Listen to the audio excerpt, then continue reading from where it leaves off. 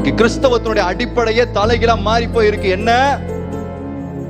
விசாலமான பாதையிலே உள்ள எல்லா காரியங்களையும் பெறுவதற்கு இயேசுவின் வழியிலே நட. தப்பு, ரூட்டே தப்பு.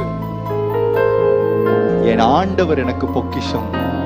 நான் உங்களுக்கு சொல்றேன், பரலோகத்துல தங்கம் இருக்கட்டும், வெள்ளி இருக்கட்டும், வைரம் இருக்கட்டும், என் விலை உயர்ந்த கற்கள் இருக்கட்டும், இயேசு இல்லாட்டி எதுக்கு பரலோகம்னு கேக்குறேன். நான் பரலோகத்துல வாழ போடுறது அங்க இருக்க தங்கத்தையோ வெள்ளியையோ வைரத்தையோ அனுபவிக்கிறது இல்ல, என்னை படைத்த ஆண்டவரோடு சேர்ந்து வாழ்றதுக்கு, அவ்வளவுதான்.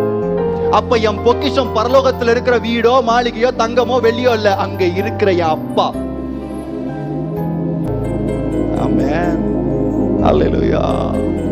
அதனாலதான் அந்த அப்பாவுக்கு போற ரூட் தான் எப்படி இருக்கு, கொஞ்சம் இடுக்கமோ வழி நெருக்கமோ.